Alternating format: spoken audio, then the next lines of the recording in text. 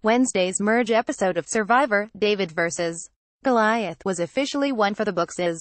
It featured new strategies, alliance double-dealing, backstabbing, gossip spreading and a whole lot of drool-inducing messiness. And yet amidst all of the back and forth, the newly merged Kalokalo tribe came together to unanimously oust Elizabeth Olsen. But before she went, Elizabeth was sure to throw Angelina Keely's shadiness under the bus to her fellow Goliaths. How will they react to Angelina the morning after, or how will it play into the hands of our newest Super Alliance, Strike Force, headed by Angelina's target Christian Hubicki and his closest ally Nick Wilson? In this week's power rankings, I maintain that Christian and Nick are still the two most powerful players in the game and likeliest to make it to the final. Below I've ranked the top 12 with my assessments on the shelf life of Strike Force, the questionable edits of some players in the middle, and express my incredible joy at Angelina's legendary but disastrous gameplay. Agree or disagree with my power rankings? Comment with your own below and be sure to sound off about what I'm wrong about. 1. Christian Hubicki, no change. 2. Nick Wilson, no change. 3. Allison Raybould, up 94. Gabby Pascuzzi, up 25. Mike White, down 26. Alec Merlino, up 5. Without a doubt, the biggest shake-up this week was the emergence of the Strike Force Alliance, dubbed so by Christian, who referred to Alec's willingness to take strikes against his Goliath teammates so quickly as a force. The evenly split David-Goliath alliance brings together the Mason-Dixon paired Christian and Nick, the non-Brachacho women of the Tiva tribe Allison and Gabby, and Nick's Jabini ally Mike, as well as the lone Vuku member Alec, who they all recognized as a Goliath ready and willing to make a power move. With that many variables at play, how the alliance breaks down in terms of leadership is yet to be determined, so all we have to go on really is the individual edits. Allison made a huge boost in my rankings this week because of a highly favorable edit in the episode. She was a driving force in most of the decision-making, while her Goliath counterparts Mike took a backseat and Alec remained overly aggressive in his style. Allison's biggest strength is that she manages to get her voice heard without demanding attention, so she's able to slide under the radar within the alliance. It also helps that she's brought Gabby under her wing, making her feel heard and appreciated, which is basically all Gabby seems to want out of the game. Mike's problem is that he now seems like he's just riding the wave as long as possible, and Alec is destined to be turned on the first chance Strike Force gets to turn on itself. Christian and Nick, however, continue to keep their cards close to their chest and have managed, I think, to remain a strong pair without being entirely detected by everyone else. It doesn't hurt their case that John, Dan and Mike have unwittingly become their solider minions, dead set on protecting them against Angelina's attacks. Christian looks like he might continue to take some heat in the coming weeks, but I expect him to survive those and remain the narrative voice of the season, editorially speaking. 7.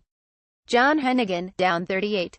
Kara K, up 29. Dan Rengering, down 4. This group of Goliaths is becoming increasingly hard for me to read. John is still a major player in the decision-making around camp, but him not being included in the Strike Force Alliance seems like an early death sentence. Dan is working closely with John, but took a ton of heat this week for his relationship with Kara, and even nosedived in the edit department by coming across as bratty, paranoid and defensive. Ultimately, I can't help but think, and honestly dream of, an eventual blind side where Dan goes home with both idols in his pocket and unused. I do think that Kara will outlast Dan, no matter how his idol play shakes out, but without him in the game she doesn't seem to have established enough ties with anyone else to have many places to turn.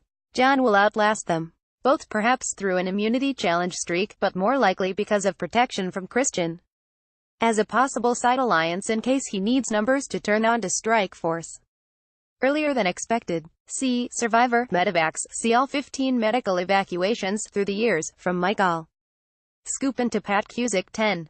Carl Boudreau, down 111. Davey Rickenbacker, down 4.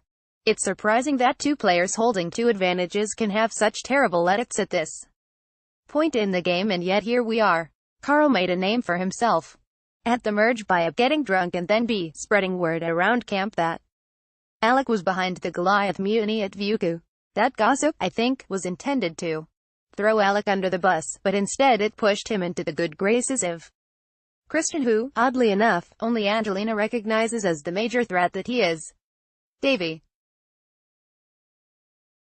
on the other hand, was almost entirely invisible from the merge episode, suggesting that he's basically a non-factor in how the rest of the game, strategically speaking, plays out.